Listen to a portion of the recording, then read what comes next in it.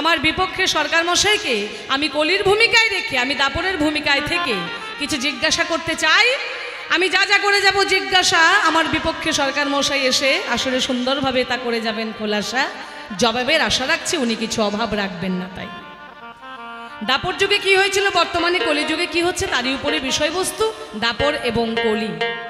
তো আজকে আমি আমার বিপক্ষে সরকারের দাদা, মানে আসলে যত সময় গান করব উনি আমাকে দাদা বলে সম্বোধন করবেন। উনি হচ্ছেন আমার আদরের ভাই, ছোট ভাই কলি। আপনাদের অনেকের মনে প্রশ্ন জাগতে পারে যে প্রতিমা ব্যাপারটা কি, এমন একটা সম্মানীয় মানুষ, তত্ত্বজ্ঞ শাস্ত্রজ্ঞ জ্ঞানী গুণী একজন গীতিকার সুরকার, আমরা পশ্চিমবঙ্গের মানুষ সকলেই ওনাকে খুব শ্রদ্ধা করি, আর ওনাকে আজকে আপনি ছোটর ভূমিকায় রাখছেন, ব্যাপারটা কি অনেকের মনে প্রশ্ন জাগতে পারে, তাই না? তারপর আমার থেকে বয়সে অনেকটা বিজ্ঞ, সব দিক থেকেই সমস্ত দিক থেকে উনি অনেক বিজ্ঞ, তাহলে ওনাকে ছোটর ভূমিকায় কেন রাখছি আমি এটা একটু বলে দিতে চাই। অনেকের মনে এই প্রশ্ন জাগতে পারে। তো প্রত্যেকটা আসরে ওনাকে বড়র ভূমিকায় রেখে আমি কিন্তু ছোটর ভূমিকাটা করি, বুঝলেন? যেহেতু মেয়ে ছেলে মানুষ তাই একটু সাইডেই থাকি, ওনাকে সবসময় একটু বড়র ভূমিকা দিয়ে মানে সবার মাঝে ওনার সম্মানটা বেশি বেশি করে রাখি। তো আজকে আমি সিদ্ধান্ত করলাম আজকে একটু উলট পালট করে দিব। প্রত্যেক দিন এক ঘায়ে আমি ভালো লাগে না, তাই না? তাই একটু উলট পালট করে দিতে চাই। তাই আজকে মেয়ে ছেলে হয়েও ওনার থেকে বয়সে ছোট হয়েও আজকে আমি দাদার ভূমিকা পালন করতে চাই। তাহলে কেন ভূমিকাটা পালন করছি আপনাদের বুঝিয়ে দিচ্ছি। বয়সে কিন্তু সম্বন্ধটা কিন্তু বয়সে বিচার হয় না বাবা, তাই না? যেমন দেখেন, দেখা গেল কোনো মেয়ে যে বাড়িতে বিয়ে হয়েছে ননদিনীর বয়স বেশি বৌদির থেকে, যে ননদ ছোট ননদ তার কিন্তু বয়সটা কম, বৌদিরই ননদের বয়স বেশি বৌদির বয়স কম। সেক্ষেত্রে কি হবে, ওই মেয়েটা যখন বিয়ে হয়ে শ্বশুর বাড়িতে আসবে সেই ননদ কিন্তু তাকে বৌদি কোলেই সম্বোধন করতে হবে, তাই না? বৌদি তো ডাকবে নাকি, বয়সে ছোট হলেও সেখানে কিন্তু ওই ব্যাপারটা কিছু নয়, তার সম্বন্ধটা ধরে তাকে ডাকতে হবে। এবার অনেক ক্ষেত্রে দেখা যায় যে জামাইয়ের থেকে মানে জামাইবাবুর থেকে শালার বয়স বেশি, শালার বয়স বেশি বা সম্বন্ধীর বয়স বেশি, কিন্তু সেক্ষেত্রে ওই জামাইবাবু কিন্তু সম্বন্ধটা সেভাবেই করতে হবে, তাই না? জামাইবাবু বলেই কিন্তু ডাকতে হবে। শালার বয়স বেশি হলেও কিন্তু শালা কিন্তু ওই জামাইকে নাম করে ডাকতে পারবে না। কি পারবে? কি পারবে না, তাকে জামাইবাবু বলেই সম্বোধন করতে হবে। তারপর বুঝিয়ে দিচ্ছি, আমাদের দেশে আমাদের ভারতবর্ষে একসময় প্রধানমন্ত্রী ছিলেন মাননীয় রাজীব গান্ধী। যখন মাননীয় রাজীব গান্ধী প্রধানমন্ত্রী ছিলেন তখন আমাদের পশ্চিমবঙ্গের মুখ্যমন্ত্রী ছিলেন মাননীয় জ্যোতি বসু। এবার যদি আমরা হিসাব করে দেখি তাহলে দেখব কি প্রধানমন্ত্রী থেকে আমাদের মুখ্যমন্ত্রীর কিন্তু বয়সটা বেশি ছিল, কিন্তু বেশি হলে হবে কি তিনি ছিলেন একটা রাজ্যের মুখ্যমন্ত্রী। আর রাজীব গান্ধী বয়সে ছোট হলেও তিনি ছিলেন আমাদের দেশের প্রধানমন্ত্রী, সমস্ত রাজ্যগুলোকে চালিয়েছিলেন, টোটাল দেশটাকে চালাতেন, তাহলে তার সম্মানটা বেশি ছিল। এবার যখন রাজীব গান্ধীর সঙ্গে জ্যোতিবাবুর কথোপকথন হতো, যখন দুজনের সাক্ষাৎ হতো, তখন কিন্তু জ্যোতিবাবু বয়সে বড় হলেও কিন্তু রাজীব গান্ধীকে স্যার বলে ডাকতে হতো, তাই না? স্যার বলে সম্বোধন করতে হতো। তাই আমি আপনাদেরকে বলে দিতে চাই আজকে আসরে আমার বিপক্ষে সরকার মশাই মেয়ে ছেলে বলে যেন অবহেলা করে না। তাই হ্যাঁ, কেমন যতটুকু সময় উনি মঞ্চে গান গাইবেন কথা বলবেন দাদা বলে উনি আমাকে আজকে সম্বোধন করবেন, কেমন? যেহেতু সম্বন্ধে আমি দাদা, তাই এমন কিছু কথা আসলে বলা যাবে না যাতে দাদার মানহানি হয়। এই কথাটা প্রথমেই আমার সরকার মশাইয়ের কাছে নিবেদন রয়, ঠিক আছে? যা কিছু কথা বলেন উনি আমাকে দাদা বলে সম্বোধন করেই কথা বলবেন, ঠিক আছে? ও মা ঠিক আছে তো নাকি? তা না হলে জীবগণ কি শিখতে পাবে, তাই না? ভালো কিছু শিখতে পারবে না। তাই উনি কিছু অসম্মান করে আজকে আমাকে আসরে কথা বলবেন না। এবার আমি পালার দিকে যাচ্ছি, গিয়ে কি করে পালাটা শুরু করছি, কি কি জিজ্ঞাসা রেখে যাচ্ছি, একটু মনোযোগ সহকারে সকলের শোনা চাই। ওগো ব্রহ্মার পুত্র দাপর আমি গো, অদ্যতর যার কল্পনা,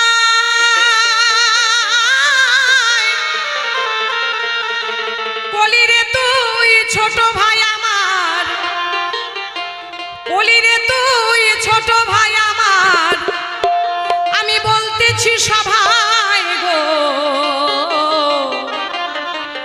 ব্রহ্মার পুত্র দাপর আমি গো, তোর যার কল্পনায় বলিরে তুই ছোট ভাই আমার, বলতেছি সভায় গো,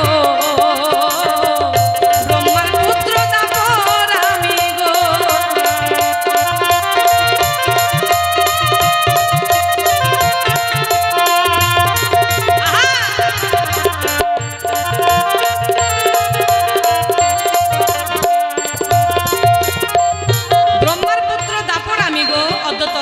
কল্পনায় কলিরে তুই ছোট ভাই আমার, আমি বলতেছি সভায়। আমরা তজ্জার কল্পনাতে বিপক্ষে সরকার মশাই আমার ছোট ভাই, আর আমি হচ্ছি ওনার বড় দাদা।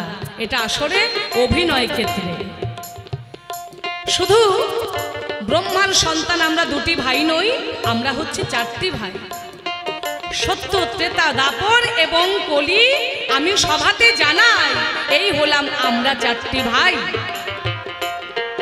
আমাদের দু ভাই সত্য এবং ত্রেতা যখন তাদের হাতে রাজত্ব ছিল, তাদের রাজত্ব খুব সুন্দরভাবেই চালিয়েছিল।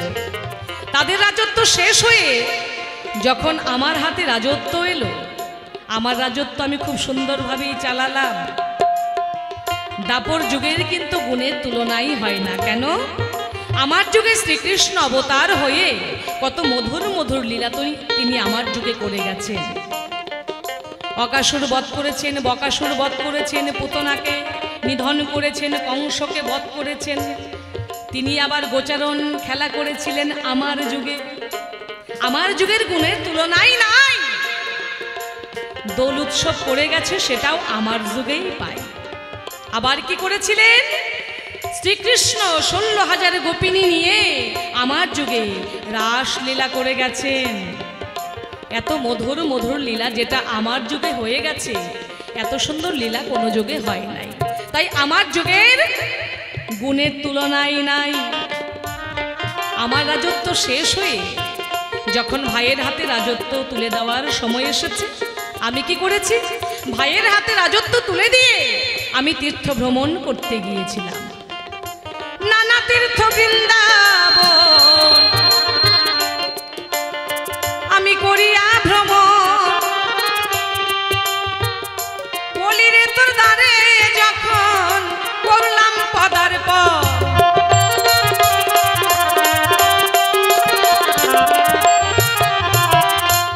নানা তীর্থ বৃন্দাবন করিয়া ভ্রমণ, কলিরে তোর দ্বারে যখন আমি করলাম পদার্পণ। আমি যখন তীর্থ ভ্রমণ করতে গিয়েছিলাম, তীর্থ ভ্রমণ করতে করতে আমার হঠাৎ করে মনে পড়ল, কি ছোট ভাইয়ের হাতে রাজত্ব তুলে দিয়ে আমি যে তীর্থ ভ্রমণ করতে চলে এসেছি, আমার ভাই সে কি করে তার রাজত্ব চালাচ্ছে, একটু গিয়ে দেখে আসা যায়। তাই কলির দ্বারে পদার্পণ করে আমি ঘুরে ঘুরে দেখতে লাগলাম যে কলি তার রাজত্ব কি করে চালাচ্ছে। এসে কি দেখি, আমি গিয়ে দেখি বাড়ি বাড়ি সবার ঘরে বিধবা নারী। লজ্জায় মরি, দুঃখের সীমা নাই। কলিরে তোর যুগে নাই মানির মান, আর ধর্ম কর্ম সংবিধান, সেসব কারণ আমি জানতে চাই।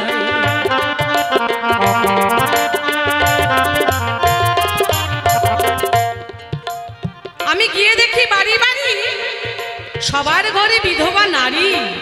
লজ্জায় মরি, কলিরে দুঃখের সীমা নাই।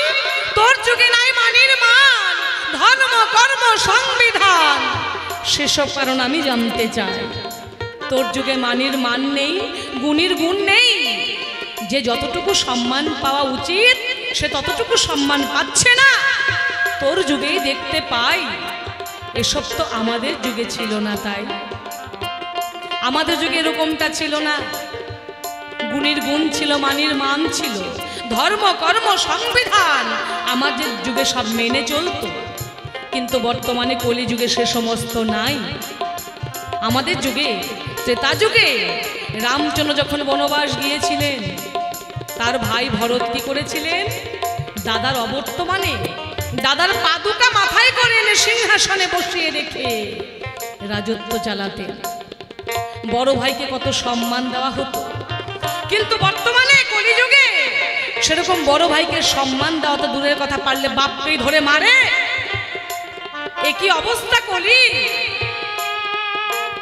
একই অনাচার চলছে তোর যুগে।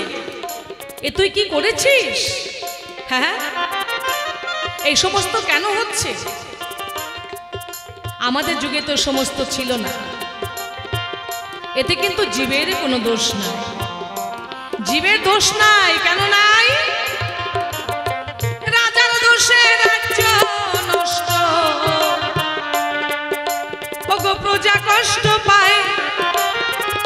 কলির জীবের দশা দেখে আমার মনে হচ্ছে ভয়।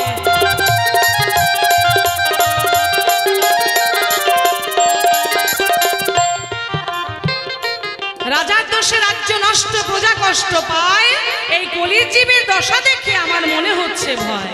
রাজার দোষেই তো রাজ্য নষ্ট হয়, কি তাই তো? রাজা যেমন ভাবে রাজত্ব চালাবে, তার রাজত্ব কিন্তু ঠিক তেমনি ভাবেই চলবে, প্রজার কিছু করার থাকে না। তাই ভাই কলি, এ সমস্ত আমাদের যুগে ছিল না। আমাদের যুগে ছিল জপ তপ ধ্যান, কঠিন তপস্যা, কঠিন সাধনা, যে সমস্ত করে আমাদের যুগের জীবেরা উদ্ধার হয়ে যেত। ভাই তোর কাছে আমি জানতে চাই, তোর যুগে কোনো যাগযজ্ঞ ধ্যান নাই, তার কারণটা কি? কোনো যাগযজ্ঞ নাই, ধ্যান নাই, তপস্যা নাই, কঠিন সাধনা নাই। যে সমস্ত আমাদের যুগে ছিল সে সমস্ত কোনো কিছু তোর যুগে নাই। আমাদের যুগে কঠিন তপস্যা করতো কি করে? পা দুটো উপর থেকে দিয়ে মাথাটা নিচের থেকে করে যুগ যুগ ধরে সাধনা করতো, 12 বছর 24 বছর ধরে সাধনা করতো। কেন? নিজের মুক্তির জন্য। এইভাবে সাধনা করে, তপস্যা করে, নানান রকমের যজ্ঞ করে আমাদের যুগের জীবেরা উদ্ধার হয়ে যেত। কিন্তু বর্তমানে কলিযুগে কোনো যাগযজ্ঞ ধ্যান নাই, কঠিন তপস্যা নাই, কঠিন সাধনা নাই। তাহলে এই কলিহত জীবের উদ্ধারের রাস্তাটা কি? কলি আমি জানতে চাই। কলিযুগের মানুষের অন্নগত মন, জনিগত প্রাণ, তারা অন্ন না খেলে বাঁচতে পারবে না। আমাদের যুগের জীবেরা বায়ু ভক্ষণ করে বেঁচে থাকতো, তাদের খেতে হতো না। কিন্তু বর্তমানে কলিযুগে মানুষের অন্ন খেতেই হবে, না হলে তারা বাঁচতে পারবে না। তাহলে তারা কি করে কঠিন তপস্যা, কঠিন সাধনা করবে? আমাদের যুগের জীবেদের হাজার হাজার বৎসর আয়ু ছিল, পরমায়ু ছিল, তারা কঠিন সাধনকে সম্ভব করতে পারতেন। কিন্তু কলিযুগে মানুষের পরমায়ু হচ্ছে 120 বছর। 120 বছর পরমায়ু নির্ধারিত করে দিয়েছে, তার মধ্যে 40 বছর 50 বছর বয়সেই কলিযুগের মানুষ মরে যাচ্ছে। বেশি হলে 70 বছর 80 বছর, তার উপরে যাওয়ার উপায় নেই। ওই 2-1 জন হয়তো 100 বছর বাঁচে, কিন্তু সে আর চলতে পারে না। তাহলে সেই জীবন নিয়ে, এই স্বল্প আয়ু নিয়ে তারা কি করে কঠিন সাধন করতে পারবে? সম্ভব নয় কলি। তাহলে এই কলিহত জীবের উদ্ধারের রাস্তাটা কলি তুই কি বের করেছিস? একটু আজকে আসরে আমি সুন্দর করে জানতে চাই, কলিহত জীবের উদ্ধারের রাস্তা কি?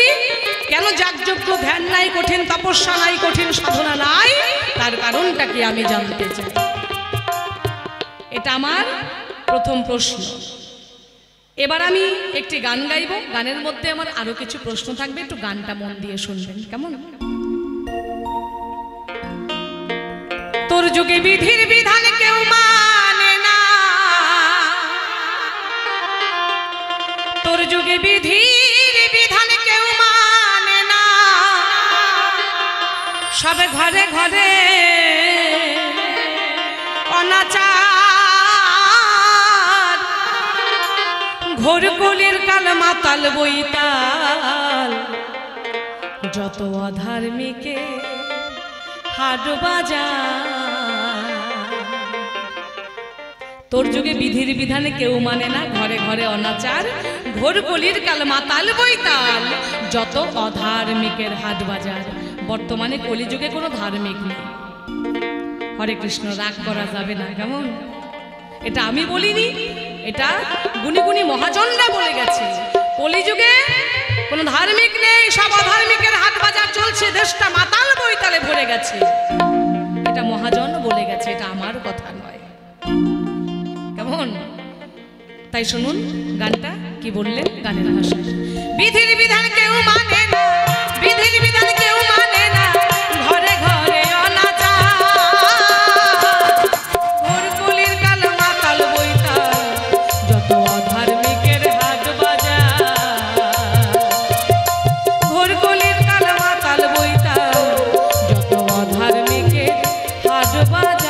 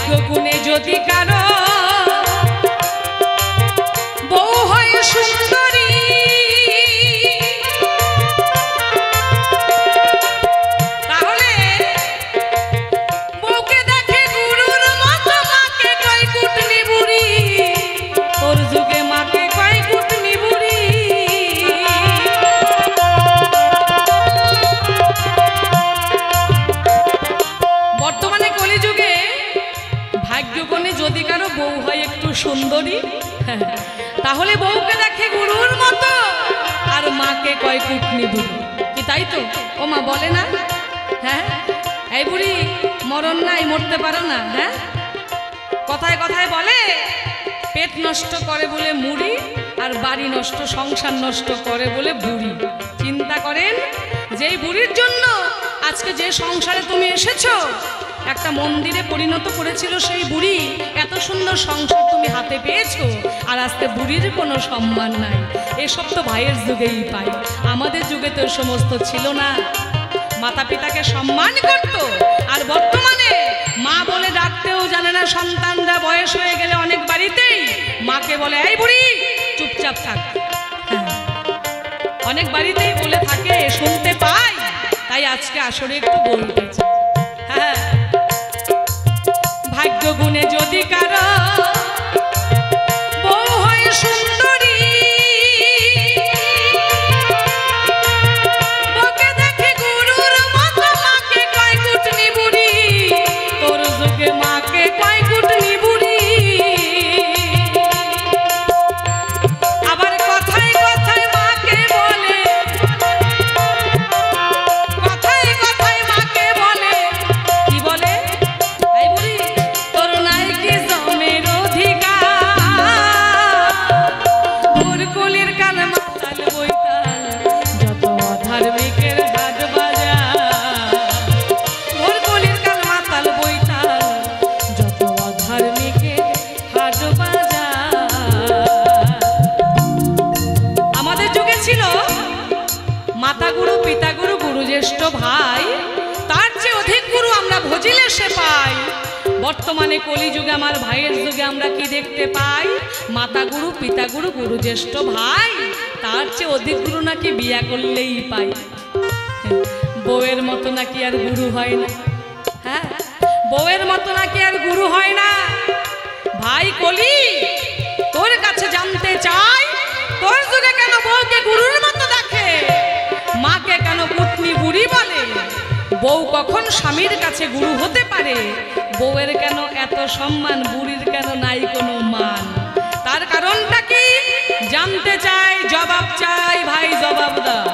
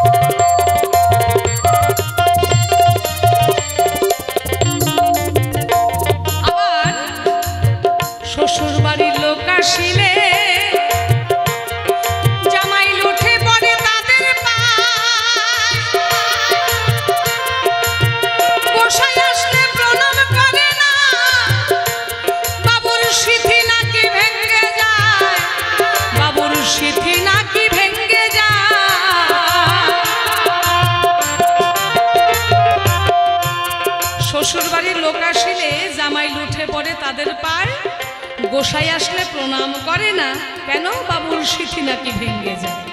হ্যাঁ, মাথার চুল এলোমেলো হয়ে যেত আগে। তো আগে তো অনেক রকমের কাটিং ছিল। যখন আমি ছোট ছিলাম তখন দেখতে পেতাম কাটিং, কি কি কাটিং ছিল চুলের। অমিতাভ বচ্চন মানে বচ্চন কাটিং, মিঠুন কাটিং, তারপর ছিল ধর্মেন্দ্র কাটিং, জিতেন্দ্র কাটিং। এখন সেই সমস্ত কাটিং পরে আর নাই। পরে এলো দেব কাটিং, জিৎ কাটিং, নানান রকমের কাটিং দেখতে পাই। কিন্তু বর্তমানে একটা কাটিং চলে এসেছে বাবা। ওই কাটিং আবার আলাদা কাটিং। এই কাটিং এর নাম কি জানেন? ওইটা হচ্ছে পোল্ট্রি কাটিং। হ্যাঁ, হরি বল হরি। পোল্ট্রি কাটিং কেমন? ওই যে খেজুর গাছ যেমন করে চেঁচে ফেলে, ওই পেছন দিকটা ওরকম পরিষ্কার, ঝামেলা নাই। পেছন দিক পরিষ্কার, চতুর্পাশে পরিষ্কার, মাঝখানে কিছুটা চুল দেখতে পাই। ওর আবার কালার আছে, মানে রং আছে বিভিন্ন রকমের। কেমন মা বলবো? হলুদ, সাদা, লাল, সবুজ, এই সমস্ত চুলের রং দেখতে পাই, কাটিং দেখতে পাই। যদিও বা একটু কালো থাকে, ওই যে কাটিং, ওইটাই কাটিং বদলাই নাই। তো ওইটার নাম দিয়েছি কি, ওই চুলের যদি সাদা কালার হয় তো ওইটার নামটা কি দিব? ওইটার নাম দিছি আমি পোল্ট্রি কাটিং। কি বাবা, নামটা ভালো হয় নাই? তো ওই পোল্ট্রি কাটিং এর চুল নিয়ে কি গুরুদেবের চরণে প্রণাম করা যাবে? যাবে না। আগে তো গুরু গোসাই আসলে আমাদের যুগে কি করত? গুরুদেবের চরণে লুটিয়ে প্রণাম করত, চরণ ধুয়ে চরণামৃত পান করত। কিন্তু সে সমস্ত এখন বর্তমানে নাই। গুরুদেব যদি বাড়িতে আসে, গোসাইকে জোর হাত করে বলে গোসাই আমার নমস্কার নেবেন। আর যদি শ্বশুর বাড়ির থেকে ওই জ্যাঠা শ্বশুর, কাকা শ্বশুর নিজের শ্বশুর বাড়ি আসে, জামাই হাতের কাজ ফেলে দিয়ে দৌড়ে যায় কি করতে? ওই যে তাদের চরণে প্রণাম করতে হবে। শ্বশুর বাড়ির লোকজন বলে কথা। হ্যাঁ, শ্বশুর বাড়ির লোকজন বলে কথা, তাই প্রণাম করা চাই একটু বেশি বেশি করে, খাতির জমাতে হবে তাই। কিন্তু গুরু গোসাইকে প্রণাম করে না। গোসাইকে জোর হাত করে বলে গোসাই আমার নমস্কার নেবেন। কি অবস্থা দেখেন। আমাদের যুগে তো এই সমস্ত ছিল না, বর্তমানে আমরা এই সমস্ত দেখতে পাই। হ্যাঁ,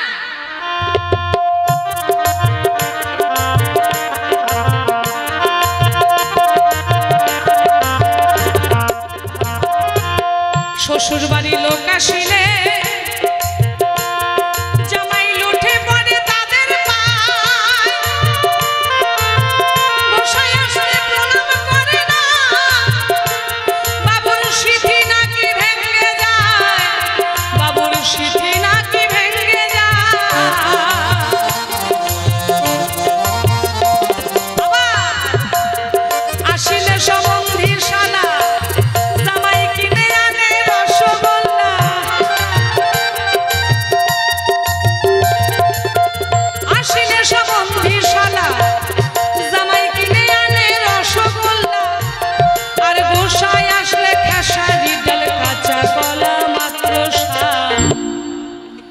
আসিলে সম্বন্ধী শালা জামাই কিনে আনে রসগোল্লা, গোসাই আসলে খেসারির ডাল কাঁচা কলা মাত্র স্বাদ।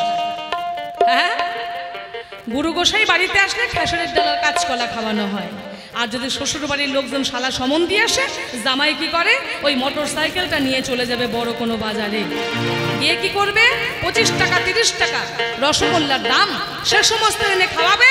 আর গুরু গোসাইকে খেসারির ডাল কাঁচকলা খাওয়ায়। তার কারণটা কি? শ্বশুর বাড়ির লোকজনের জন্য কেন বড় বড় রসগোল্লা, আর গোসাইয়ের জন্য কেন খেসারির ডাল কাঁচকলা? তার কারণটা কি তোমার কাছে জানতে চাই ভাই, জবাব চাই, জবাব দাও। একবার গুরু গোবিন্দ প্রেমানন্দে হরি হরি বল, হরি বল, হরি বল, হরি বল।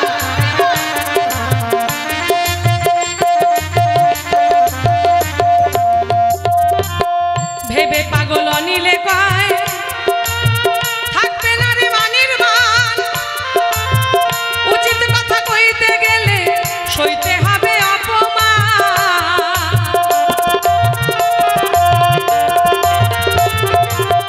ভেবে পাগল অনিলে কয় থাকবে না রে মানির মান, উচিত কথা কইতে গেলে সইতে হবে অপমান, সইতে হবে অপমান। বর্তমানে যদি কেউ উচিত কথা বলতে যান, কারো কাছে ভালো হতে পারবেন না, আপনাকে অপমানিত হতে হবে। তাই উচিত কথার বর্তমানে ভাত নাই। যে উচিত কথা বলবেন সে কারো কাছে ভালো হতে পারবেন না।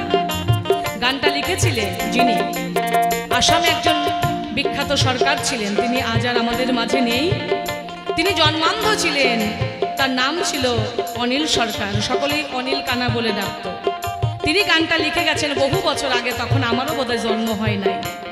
কিন্তু এত বছর আগে তিনি গান রচনা করে গেছেন, কিন্তু আগামী দিনে ভবিষ্যতে কি হবে সেটা কিন্তু তিনি বুঝতে পারতেন। পৃথিবীর আলো জীবনে কোনোদিন দেখতে পাননি, কিন্তু এই বিশ্ব ব্রহ্মাণ্ডে কি হচ্ছে কি হবে সকল কিছু তিনি অনুভব করেছিলেন। তাই গোসাই গির্জাকান্ত বলে, গোসাই গির্জাকান্ত বলে আপনি এখন হুঁশিয়ার, ঘোর কলির কাল মাতাল বৈতাল যত অধার্মিকের হাট বাজার, ঘোর কলির কাল মাতাল বৈতাল যত অধার্মিকের হাট বাজার। বিধির বিধান কেউ মানে না, বিধির বিধান কেউ মানে না, ঘরে ঘরে অনাচার, ঘোর কলির কাল মাতাল বৈতাল যত অধার্মিকের হাট বাজার, ঘোর কলির কাল মাতাল বৈতাল, ঘোর কলির কাল মাতাল বৈতাল, ঘোর কলির কাল মাতাল বৈতাল যত অধার্মিকের হাট বাজার। জয় গুরু জয়। আসর ছেড়ে দিচ্ছি। বাবা যা যা জিজ্ঞাসা রেখে গেছি একটু মন দিয়ে শুনে আশা করি মনে রাখবেন। মন দিয়ে নিশ্চয়ই শুনেছেন, একটু মনে রাখবেন। সরকার মশাই যদি ভুলে যায় আপনারা একটু মনে করিয়ে দিয়েন। ওই যে আমার কি কি জিজ্ঞাসা আরেকবার বলে যাই, ও মা গানের মধ্যে বলেছি তো, আর একটু পরিষ্কার করে বলে দিই। ওই যে প্রথমে জিজ্ঞাসা, কলিহত জীবের উদ্ধারের রাস্তা কি? এই কলিহত জীব পাপাহত জীব উদ্ধার হবে কিসে? কি রাস্তা রাজা হয়ে সে বের করেছে, এটা আমার জানার বাসনা আছে। আর শ্বশুরবাড়ির লোকজনকে কেন রসগোল্লা খাওয়ায়, গুরু গোসাইকে কেন খেসারির ডাল কাঁচকলা খাওয়ায়, তার কি কারণ? আর ওই যে বউ, যদি সুন্দরী বউ হয় তাকে কেন গুরুর মতো দেখা হয়? মাকে কেন কুটনি বুড়ি বলা হয়? কি কর্ম করলে স্বামীর কাছে বউ গুরু হতে পারে? এই কয়েকটি কথাই আমি রাখলাম জিজ্ঞাসন, জবাব দেবে মনের মতন শুনবেন আমার সাধুগুরু বৈষ্ণবজন, আমার মাতা মাসিগণ। হরে কৃষ্ণ, রাধে রাধে। ভক্তের চরণে শরণ নিলে ভগবানের বন্দনা বাকি থাকে না। ভগবান বললেন, আমার চেয়ে আমার ভক্ত বড়, আমার আগে আমার ভক্তের সেবা করো। তাই আপনারা ভগবানের অন্তরঙ্গ ভক্ত সবাই আপনাদের চরণে আমার ভুল ত্রুটি অর্পণ করে দিয়ে আমার বিপক্ষ ভাবুক যিনি, তার দেওয়া ভূমিকা নিয়ে মানে কলি হয়ে আসরে দাঁড়াই। সময় খুব কম, হওয়া যাবে না সময়ের জম। বন্ধু বন্ধুর জন্য অপেক্ষা করে, বাবা ছেলের জন্য অপেক্ষা করে, গায়ক গায়িকার জন্য অপেক্ষা করে, নায়ক নায়িকার জন্য অপেক্ষা করে, কিন্তু সময় কারোর জন্য অপেক্ষা করে না, সে তার আপন গতিতেই চলে। তাই মূল্যবান সময় নষ্ট করে 14 গোষ্ঠীর বন্দনা করে করে রাত্রি 12টা বাজানো দরকার নাই। ভক্তের চরণে শরণ নিলাম, বন্দনা শেষ করে ভূমিকায় দাঁড়ালাম। ওনার দেওয়া ভূমিকা আমি এখন বর্তমানে কলি হলাম। আমি কলি। আমার এখনো আশা আছে, আমি কলি, আমি ফুটব। সাধুগুরু বৈষ্ণবে প্রেমের ছোঁয়া পেলে, প্রেমের বাতাস পেলে আমি ফুটব। আমি হয়তো গোবিন্দের চরণে লাগব, সাধুগুরু বৈষ্ণবের চরণ পূজিত হব, এই আশা আছে। আমি কলি, কিন্তু তোমার ওই আশা আর নাই, তুমি ফুইটা গেছো আগে, তোমার ওই আশা নাই। আমার আশা আছে, আমি ফুটব, হয়তো বৈষ্ণবের চরণেও লাগবো, গোবিন্দের মন্দিরেও যাব। এই আশা নিয়েই আমি ভূমিকায় দাঁড়াই। উনি আমার বড়, আমি তার ছোট ভাই। তবে আমার দাদা, আচ্ছা দাদা না হয়ে বৌদি হলে কি অসুবিধা হতো? দাদার বউ বৌদি, বৌদি হয়েও তো জিজ্ঞাসা করা যেত। যাই হোক, এখন ভূমিকায় দাদা, ওইটা তো সম্মান আমাকে দিতেই হবে। আমি সম্মান জানাই। কয় বয়সে আমি ছোট, বড় ভাইয়ের ভূমিকা নিলাম, আমিও তোমার প্রণাম দিলাম। তুমি বড় ভাইয়ের ভূমিকা নিলা, আমার প্রণাম পাইলা। ঠেকসি দায়, প্রণাম না দিয়ে আছে উপায়? হ্যাঁ, সম্পর্কটাই তো বড়। সম্পর্ক জেনে প্রণাম করতে হয় চরণে। যেমন আমি যদি আমার শ্বশুর বাড়ি যাই, কথাটা একদম খাঁটি, আমার যে শ্বশুরের বেটি আমার চেয়ে প্রায় 11 বছরের ছোট, তাহলে আমার শ্বশুরের বেটির যে বড় ভাই, ওইটা আমার শ্বশুরের বেটির চেয়ে 3 বছরের বড়। কিন্তু আমার সঙ্গে হিসাব করতে গেলে আমার 8 বছরের ছোট। এখন শ্বশুরের বেটি কয়, ওই যে আমার বড় ভাই, ওকে প্রণাম করতে হয়। ঠেকলাম দায়, আমিও গিয়ে প্রণাম করি ওই 8 বছরের ছোট ওইটার পায়। সম্পর্ক যে সম্বন্ধী, মানে দাদা বলতে নাই বাধা। ঠেকসি দায়, প্রণাম করতে হয় গিয়ে ছোটটার পায়। আজকেও ঠেকলাম দায়, প্রণাম করলাম ওই দাদার পায়, সম্মান দিলাম। উনি যেন এসে আর বলতে পারে না ছোট ভাই বড় ভাইকে প্রণাম করে না, এটা ঠিক না। শোনো রে মানুষ ভাই, শোনো রে মানুষ ভাই, হরি নাম বিনে গতি নাই। আসিয়াছে গৌর নিতাই, আর আসিয়াছে গৌর নিতাই, সোনার নদিয়া।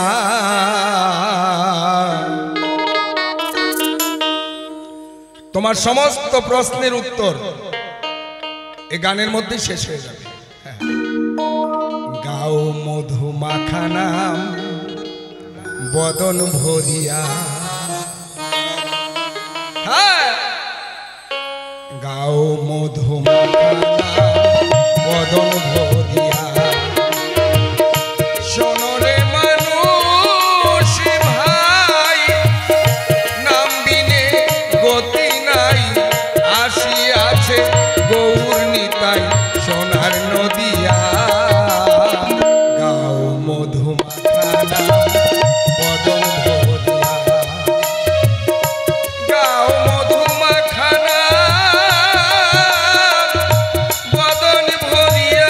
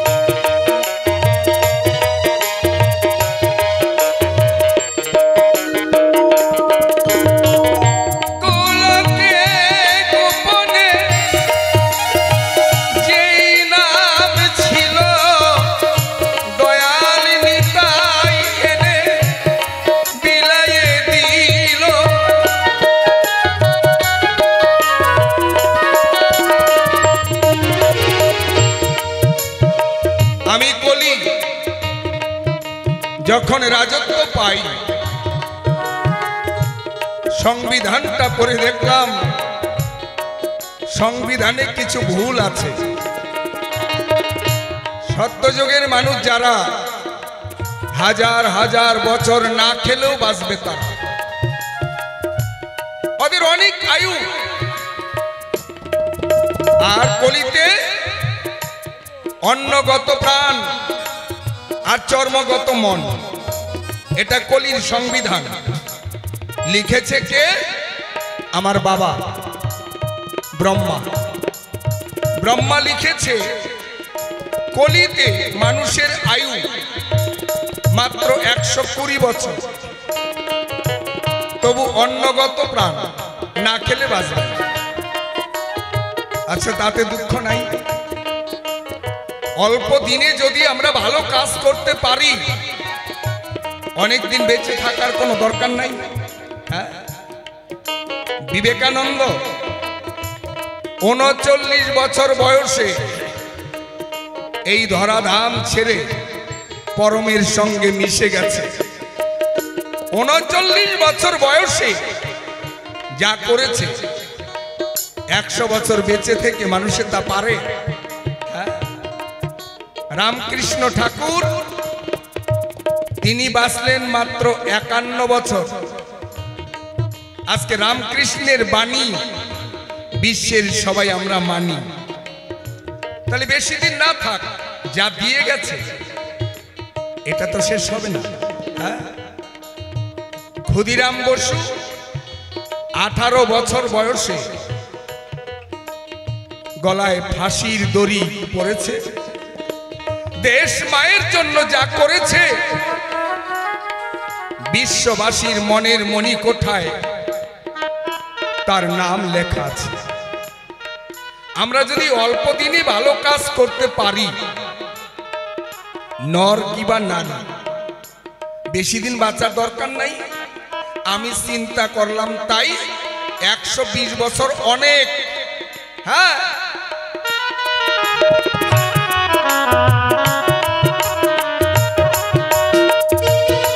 কিন্তু এটা মেনে নিলাম ১২০। কিন্তু পরে সংবিধানে লেখা আছে কলির কালের সবাই নরকে যাবে, কলিতে সবাই নরকগামী হবে। আমি রাজা হই, এটা তো মেনে নিতে পারি না। হ্যাঁ, প্রজারা আমার পুত্রের সমান, আমার কন্যার সমান, তারা সবাই নরকে যাবে। আমি রাজা হই, এটা তো মেনে নিতে পারি না। না না, এটা আমি মানব না। আমি আদালতে যাব। আমাদের বাস্তব জগতে যেমন 4টা বিচারালয়, আধ্যাত্মিক জগতেও তাই।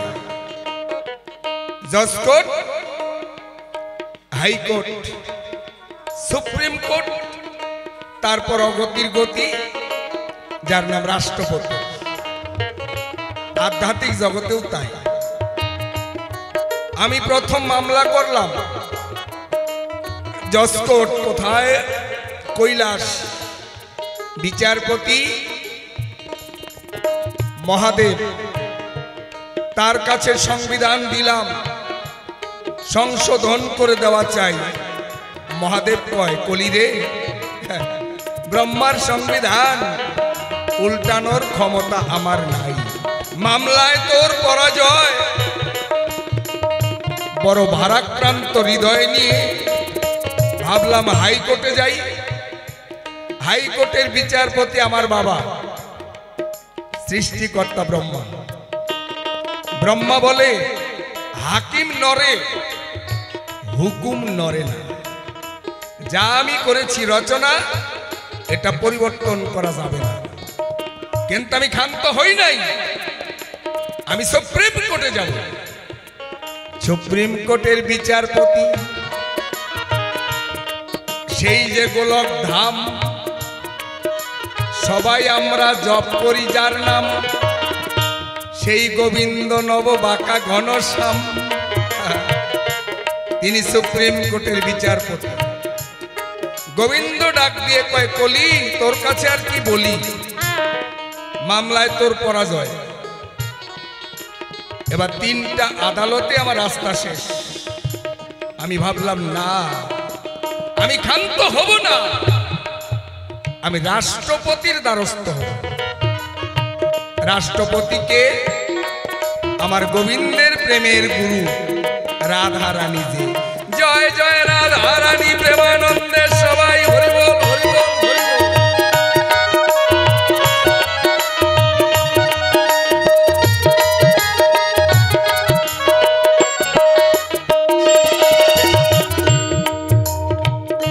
রাধা রানীর কাছে গিয়া আমি প্রার্থনা জানাই। রাধা রানী বলছে, কলি রে, তিনটা জায়গাতে তোর পরাজয়, কিন্তু আমি যে রাধারানী, আমার কাছ থেকে নিরাশ হয়ে ফিরে যাবি তা কি হয়? যা, 3 যুগ ধরে সত্য ত্রেতা দাপর, 3 যুগ ধরে গোলক বৃন্দাবনে বসে আমি কৃষ্ণ নাম গাইতে গাইতে নয়নের জলে ভেসে প্রেম নামে যে তহবিল তৈরি করেছি, তোর কলির জীবের জন্য আমি করে দিলাম দান। কলিতে হইবে নামের বান, নামের সঙ্গে প্রেম মিশাইয়ে গাইতে পারবে যারা, এই নামেই মুক্তি মুখ্য পাবে তারা। জয় জয় শ্রী হরি প্রেমানন্দে সবাই হরি বল।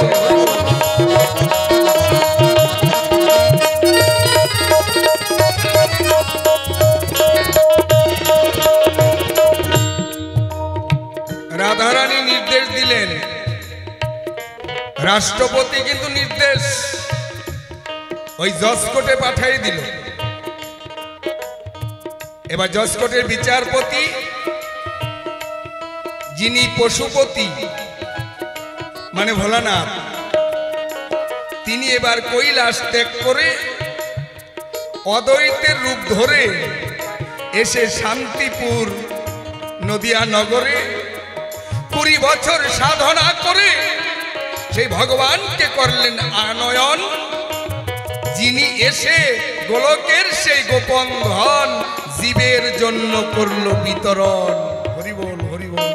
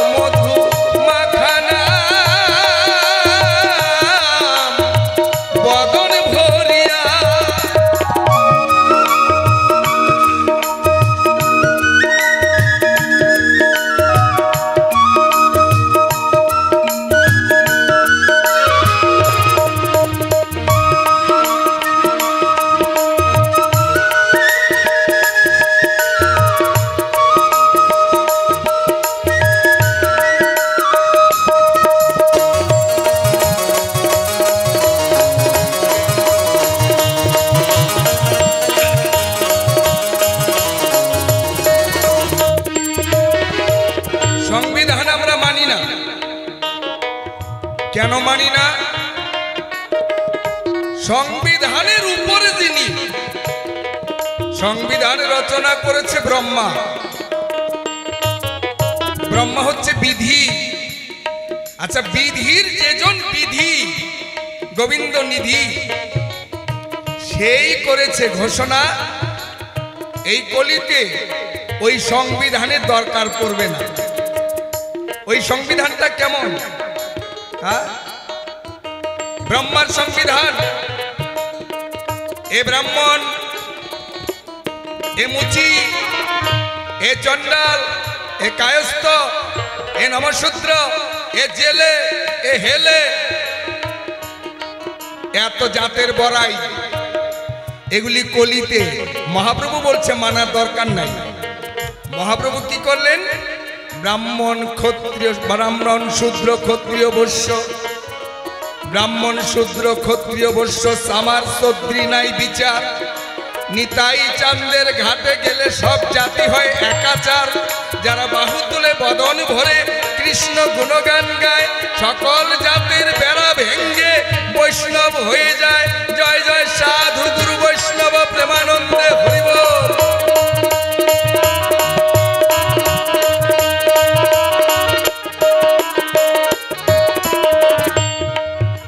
চণ্ডাল, ব্রাহ্মণ, মুচি, কায়স্থ, বৌদ্ধ, শূদ্র সবাইকে নিয়ে বানিয়েছে একটি নামের দল। এখানে কোনো জাতের বিচার নাই। আর ওই দলের স্লোগান হরি বল হরি বল। যত রকমের জাতি ঝেড়ে ফেলে দিয়ে জাতাজাতি মাতামাতি, একটাই হচ্ছে নাম, যেটা বৈষ্ণব সম্প্রদায়। এর মধ্যে কোনো জাতাজাতি নাই, যে কোনো জাতি থেকে বৈষ্ণব হতে পারে। এটা বিধান দিল কে? স্বয়ং গৌর হরি। গৌর হরি কিন্তু অবতার নয়, তোমার কৃষ্ণ অবতার আর গৌর হরি অবতরী। তার বিধান আমরা মান্য করি। তাহলে এত সুন্দর ব্যবস্থা, এটা তো অন্য যুগে ছিল না দাদা। কোনটা চাও? এটা ডান হাত, এটা বাম হাত। আহা, বাম হাত দিয়ে একটা বস্তু কাউকে দেওয়া যায় না, মনে সন্দেহ জাগে। আহা, বাম হাত দিয়ে কেমন করে দেই? কিন্তু গোবিন্দের চরণে প্রণাম করতে গেলে তখন যে উঁচু নিচু নাই, ছোট বড় নাই। গোবিন্দের চরণে পুষ্পাঞ্জলি দিতে গেলে দুই হাত জোর করে সবাই আমরা গোবিন্দের স্মরণ করি।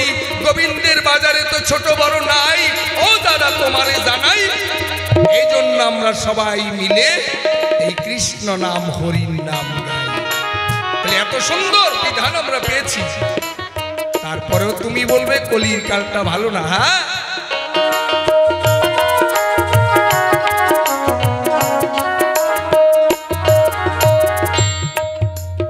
তাহলে কোনটা খারাপ?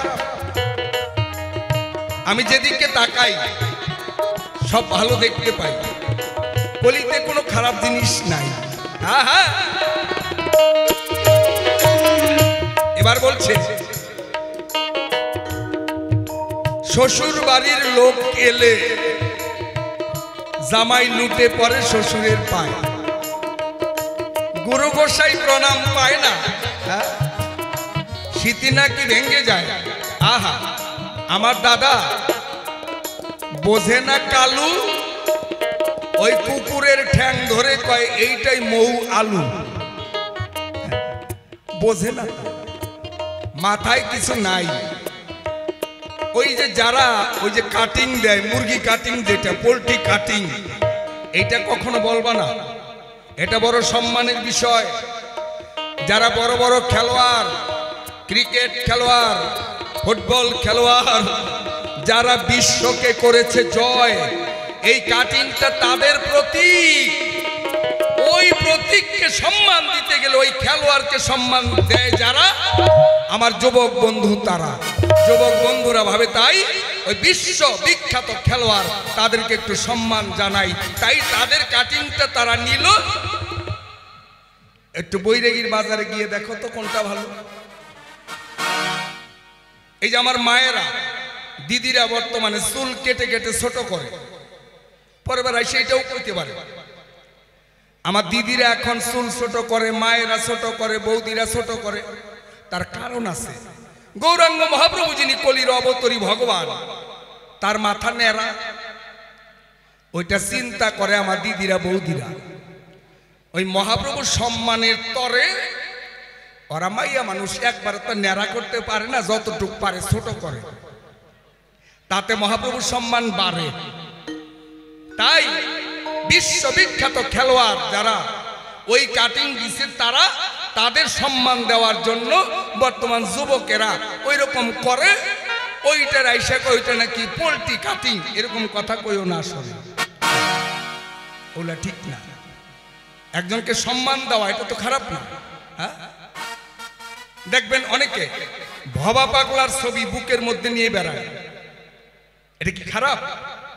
ভবা পাগলাকে প্রণাম জানায়, ভবা পাগলাকে সম্মান জানায়। অনেকে ভোলানাথের গেঞ্জি, ওই যে বোম বলে পার করেগা, ভোলানাথের গেঞ্জি, ভোলানাথের ছবি, তাতে এটা কি পাপ? ভোলানাথ যে সকলের বাপ, বাপকে সম্মান দেওয়া। এই জন্য কাটিংকে নিন্দা করো না।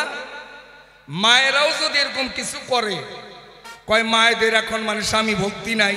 আহারে, তোর স্বামী ভক্তির কপালে পড়বে আজকে খালি গোবর আর ছাই।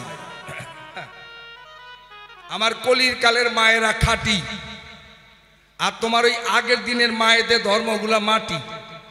আমার কলির কালের মায়েরা এখন যেই পরিশ্রম করে, স্বামীকে সহযোগিতা করে, স্বামীও কাজ করে, স্ত্রীও কাজ করে, দুইজনে কাজ করে, তারপর বাচ্চা কাচ্চা মানুষ করে, সংসার চালায়। আর আগের দিনে ওই তোমার যুগের মায়েরা যারা স্বামী কাজ করতে করতে হাঁপানি হইয়া যাইতো মারা, তবু মায়েরা ঘরের বাইরে যায় নাই। কই আমরা সতী নারী, পড়ছি শাড়ি, ঘোমটা দিয়া বসে থাকি ঘরে, স্বামী ওদিকে কামাই করতে করতে মরে।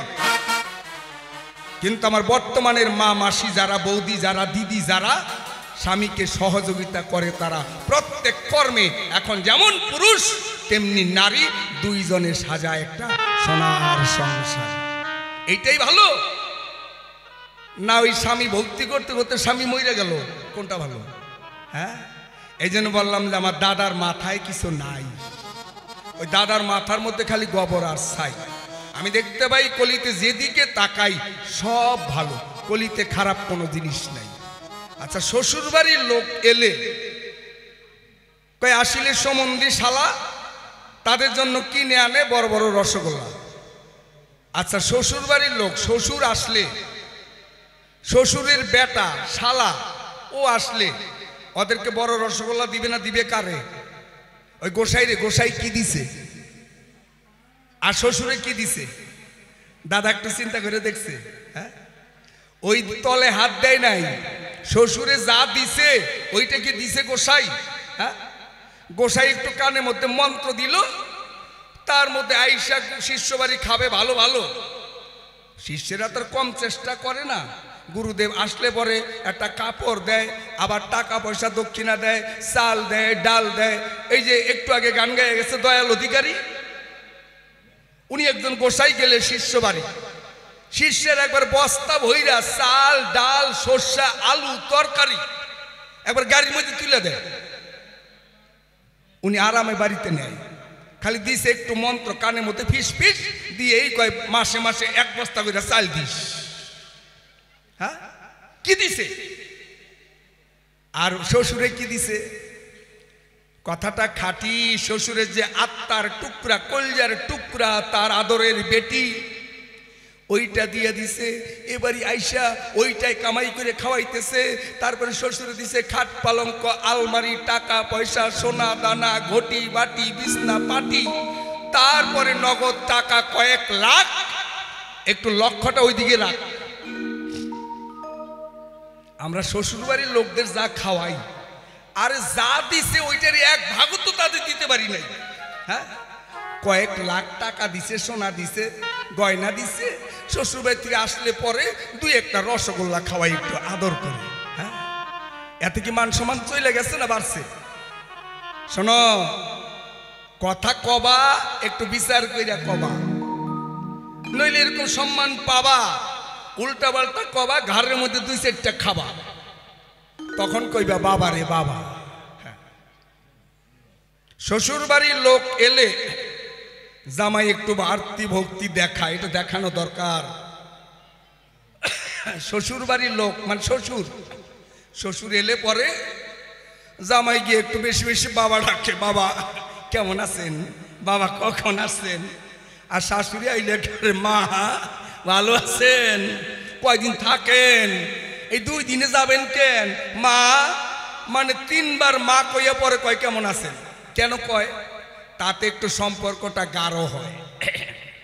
শাশুড়িকে দৈনিক আসে, 2-4 বছরে একবার আসে, তাই জামাইকে একটু পাশে একটু মা ডাকলে পরে শাশুড়ি মনে কত শান্তি আসে। আর যদি ডাকে না জামাই, যদি তার ঘরের নারী কয় তুমি আমার বাবা মায়ের ডাকো না, কালকে থেকে আমি তোমার বাপ মায়ের ডাকবো না, কোন এমপি খগেন মুর্মু সেই বিচার করতে পারবে? হ্যাঁ, যদি কয় আমার স্বামী আমার মা বাবাকে সম্মান দেয় না, আমিও কালকের থেকে আমার শ্বশুর শাশুড়িকে সম্মান দিব না, কোনো এমপি কোনো এমএলএ এই বিচার করতে পারবে? তাহলে শ্বশুর শাশুড়িকে যদি প্রণাম করে একটু ভয় তো জাগবে অন্তরে, আমার স্বামী আমার বাবা মায়ের কি সম্মান জানাইলো, কি ভালো, আমিও কালকে থেকে একটু কম ডাকলেও শাশুড়িকে বেশি কইরা ডাকি, আপন কইরা রাখি, দুইটা সংসার মিলে হয়ে যায় মাখামাখি, এত ভালো। আর গুরুদেবকে দেই খেসারির ডাল আর কাঁচা কলা, এটাই দেওয়া দরকার। অনেক গুরুদেব শিষ্য বাড়ি যায়, ওই সেবা নিতে নিতে খালি ভুঁড়িটাই বাড়ায়। ভুঁড়ি বড় হইলে যে কি যন্ত্রণা, যার ভুঁড়ি তার আছে জানা। এই জন্য আমরা চালাক শিষ্য যারা চিন্তা করি তারা ঔষধ ট্যাবলেট বড়ি ছাড়া গুরুদেবের ভুঁড়ি কি করে কমানো যায়, এই জন্য গুরু আসলে পরে খেসারির ডাল দেয় তার সেবায়। গুরুদেব খালি খেসারির ডাল সেবা নিল, খেসারির ডালের যেটা ধর্ম আছে ভালো, একটু পরে দেখেন গুরুদেব খালি ঘটি নিয়ে দৌড়াদৌড়ি করে, পেটটা ওয়াশ হয়ে যায়। তারপরে কাঁচা কলার তরকারি বা কাঁচা কলা ঘ্যাট রান্না করে গুরুদেবকে দিল, একবার টাইট হয়ে গেল, এইবার হয়ে গেল টাইট, নায়কের মতো গোসাই করতে পারবে ফাইট। তাহলে আমরা কি করি, গুরুদেবের ভুঁড়ি কমাই তো ভালো, এই জন্য খেসারির ডাল আর কাঁচা কলা এইটা তুমি বুঝবা না, আর রসগোল্লা ওইটা খাক শালি আর শালা, যায় যেটা চায় ও তো ওইটাই পায়। তবে আমার কলির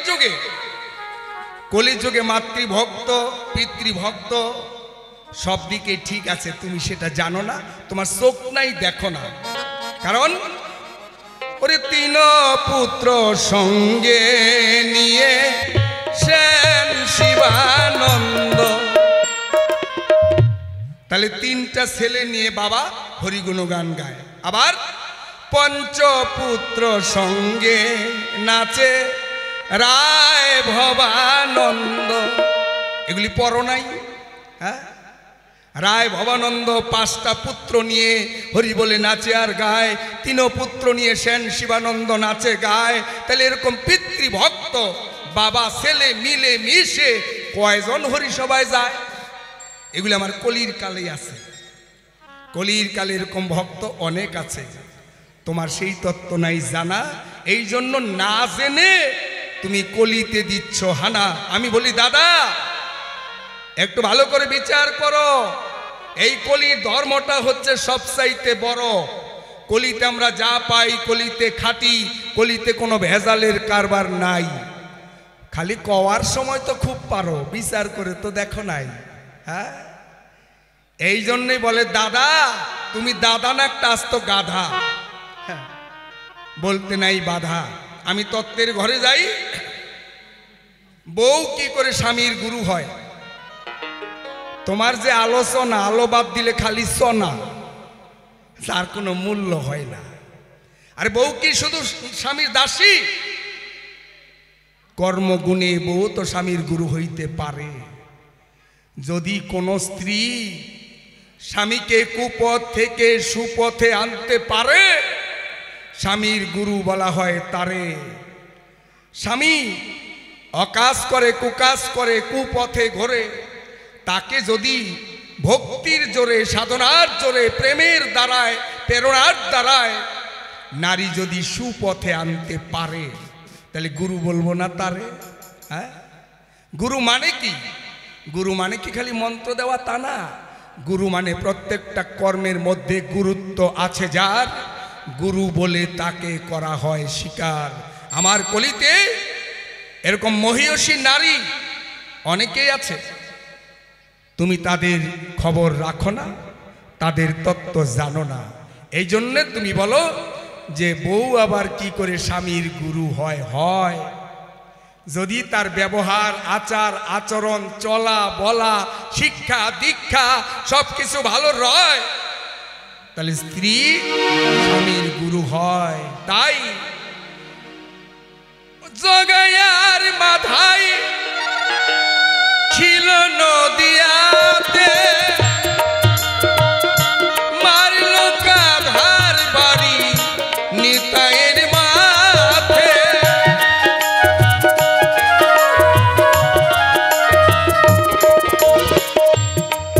নিতাই কাঁদিয়া হাসিয়া প্রেমানন্দে ভাসিয়া,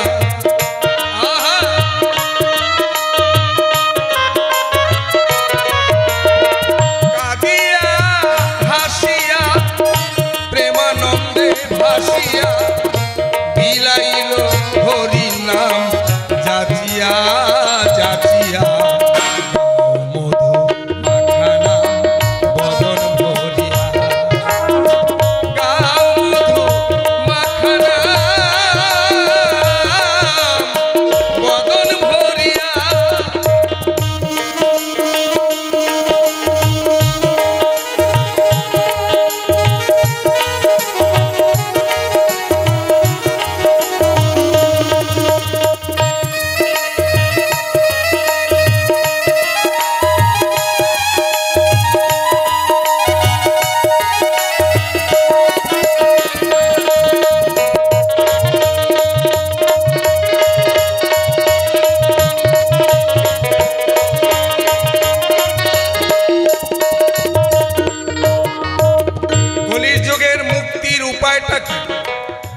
কলি জীবের মুক্তির রাস্তাটা কি? আমার গৌর হরি বলেছে, সংসার ছেড়ে যেতে হবে না, হাতে করো গৃহ কাজ। তোমার যে কর্ম, হাতে করো তোমার কর্ম, মুখে বলো হরি, অনায়াসে দিয়ে যাবে ভব সিন্ধু পারি।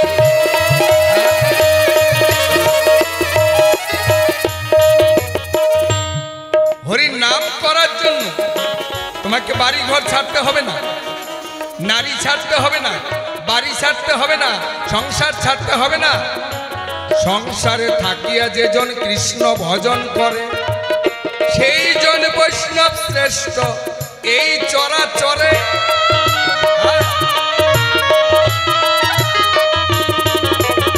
সংসারে থেকে সংসারটাই হচ্ছে নিত্যধাম। জপ করো হরির নাম, এই সংসার হবে নিত্যধাম। মুক্তি মুখ্য কাম, একদিন হরির নামেই পাবে। হরির নাম গাইতে গাইতে জীব সে গোলক ধামে যাবে। এত সহজ ধর্ম কলির জন্য দিয়েছে আমার চৈতন্য আর নিতাই।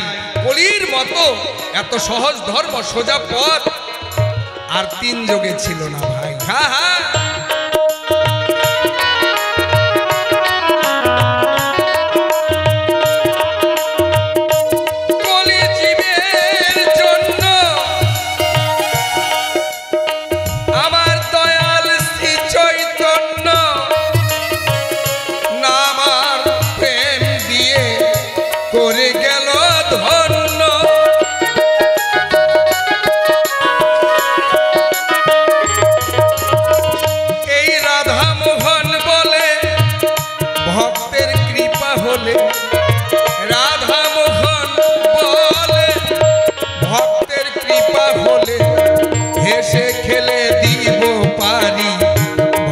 দরিয়া গাও মধু মাখানা বদন ভরিয়া, গাও মধু মাখানা বদন ভরিয়া। সোনরে মানুষি ভাই, নাম বিনে গতি নাই, আসিয়াছে গৌর নিতাই সোনার নদিয়া।